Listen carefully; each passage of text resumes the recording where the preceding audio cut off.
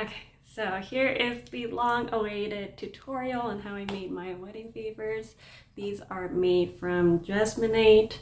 I wanted to make something for my guests that they can take home after the wedding, and these kind of serve as a multi-purpose, multifunctional gift, if you will. First of all, they can be used as your guest's nameplate. I'll probably print out a bunch of people's names, use it as that in the beginning. Once that is done, when the guests take them home, you can use it as a Polaroid frame, and that was pretty much my main objective for this. I will be having a Polaroid photo booth area, so I wanted my guests to have it displayed nice and cute, just like that. Also, if Polaroid isn't your thing, they can also hold your phone. So if you have it on your desk, you can sit your phone upright. If you have a tablet, it can also, imagine this was a tablet, it can also hold a tablet as well. So you can have it sit on your desk and just have it displayed all nice and cute. And the cute thing about it is you can make different variations. I've made some marbling effect, also made some terrazzo effect, you know, your standard solids. What else can you do? That's mainly it. I also wanted to do like a speckled look.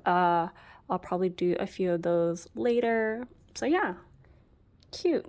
First off, you want to start with your base. So I've already measured this, and this works out to be a good 330, 350 total for me. 330 with the chips, 350 without. And also if you have extra, you can make more chips. So I usually start with my powder first. So it's 2.5 powder to 1 part liquid. So this will be 230. Oh, I put a bit too much. Let's see. Not a little. 2. I usually that should be good enough. And then for the liquid, so whatever it is here, it's 1 part liquid. So now I am measuring 2, 3, 25-ish. 3, oh, so I went over a little bit. I'm gonna mix until all of the powder is mixed in well with the liquid. And you want to make sure the consistency is of a thick pancake batter. Anything too liquidy, I think it alters the color a little bit, or it's not as a solid color. Okay, so I think for this batch, I think it'd be cute with a gray base and then all of this neutral chips that I've collected. So if I want a very light gray, I need to put in like the tiniest little drop. Like maybe that's too much. Yes, these pigments are really pigmented. Ooh. So hopefully I didn't put too much. Oh, okay. Just gonna put a bit more white. And let's see. Oh, I think this should do. And then I'm gonna put all these chips.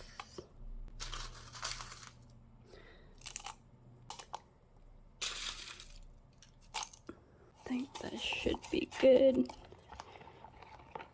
now just pour enough, and then you want to bang out all the bubbles out. Oh, overflow. Just tap.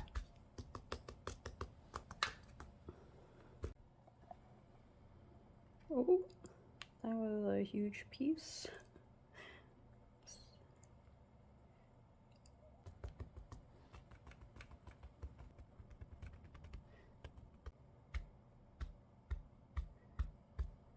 And then let it dry for 30 to 40 minutes, and then we'll come back. Okay, so it's been about 40 minutes and it should be all dry. And then you can just pull it out. I'll have to sand this down to really see the chips, but so far the color is looking all right. Okay, and then we're going to take some waterproof sandpaper, use some water, and then start sanding.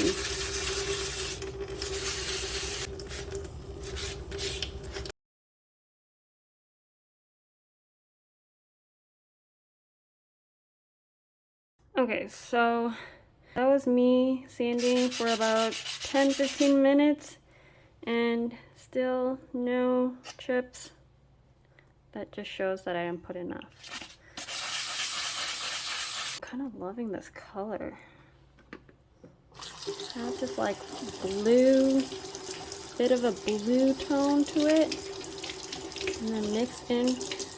So if I had put a bit more chips, I think this would have been so beautiful. I just don't have the capacity to sand for another 20 minutes, so I'm just gonna leave it at that. But yeah, here you go. Okay, so the next one I wanted to make was a marble effect. So I will be using probably white on this gray color.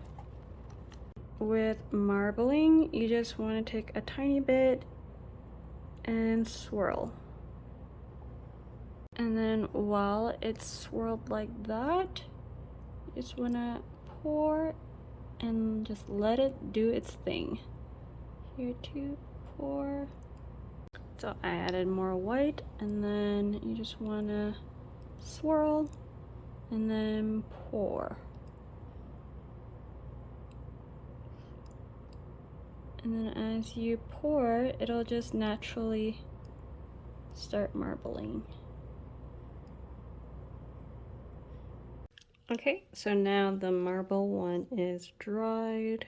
No.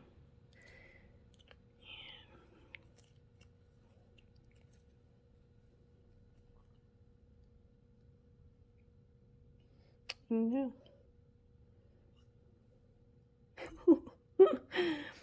Well, that's a marble fail.